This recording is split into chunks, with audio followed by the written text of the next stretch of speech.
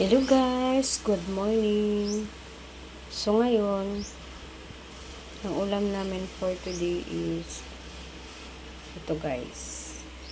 So ipiprito ko to guys kasi bali 2 days nito sa ref namin. Kumbaga hindi na siya fresh. So mas maganda sa kanya guys is ipiprito ko. Yan. And guys, mainit na yung mantika. So ilagay ko yung isda.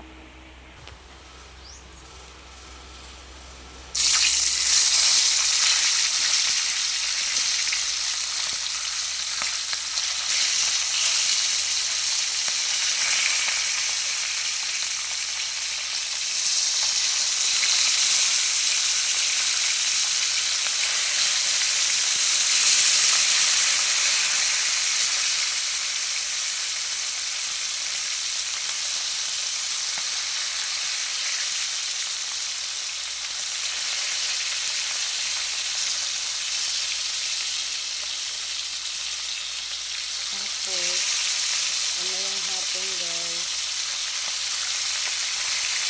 ihalo ko po yung iba na pinito ko, ihalo ko sa gulay.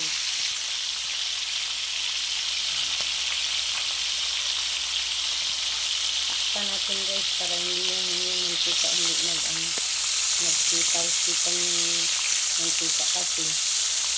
Saka dito ako sa loob nagluluto. Yung mantika yung oil nyo guys. Ano siya? Parang dumidikit siya sa tiles. Ayan.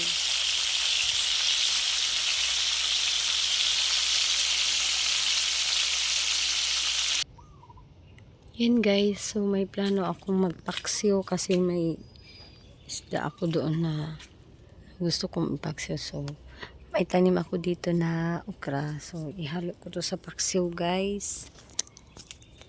Yan. Okay. Ay. Pwede na itong isa. Isa pa. Yan. May 3 piraso ako. Yung iba kasi maliit na yan. Para ano yan? Seedling guys. Ayan. Maliit pa guys. So, may nakuha akong 3 piraso.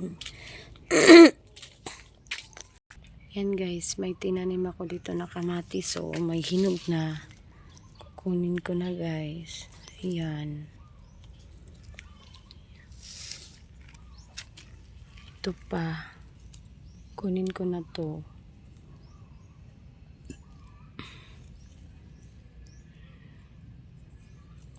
Yan, hinog na siya. Ibang klase kasi ito na ano guys. Itong kinuha ko. Para siyang grapes na kamatis. Hindi katulad yan. Lalaki pa yan.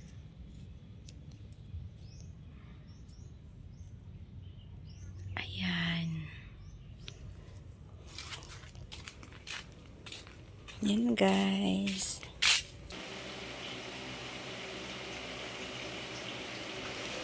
Lahat ng yan guys, kinuha ko lang sa aking bakuran. Ayan. Yan guys, tinimplahan ko na yung paksiw ko. Hindi nakita yung isda andun sa ilalim. Sige lang guys, pipicturean ko naman yan mamaya para makita yung anong klaseng isda yung pinaksiw. Yan. Ano na yan siya guys ay may paminta, may asin, may seasoning, may okra at talong. May kamatis. Ayan, maraming kamatis yan guys. Hindi ko muna nilagyan ng suka. Gusto ko yung mismong sabaw niya ang magluto sa kanya. Yung kumbaga yung magluto sa ano guys, yung gulay at saka yung isda. Pag may ano na, pag luto na yung gulay, dyan ko na ilalagay yung suka.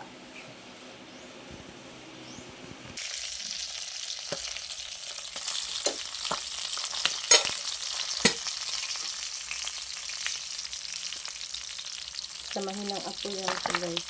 Ano pala. Hindi pa ano. Ito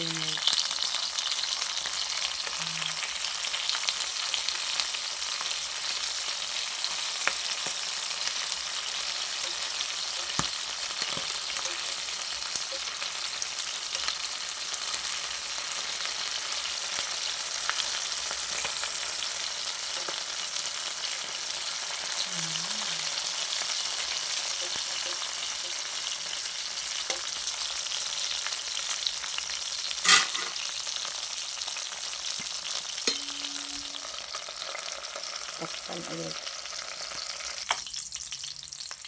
Ito na.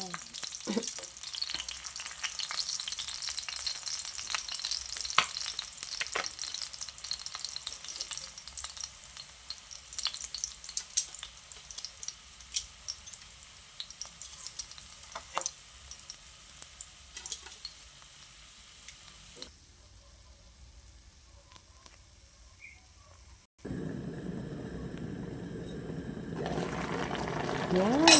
Ito na yung gulay. Sinalagyan natin ng supas. Nalagyan ko na yun guys. Hindi ko lang nasama sa...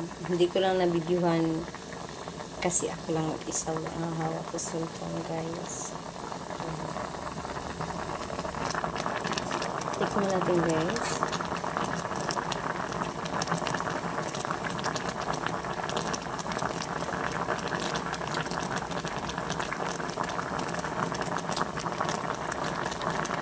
Okay na guys. Kaya natin maluto.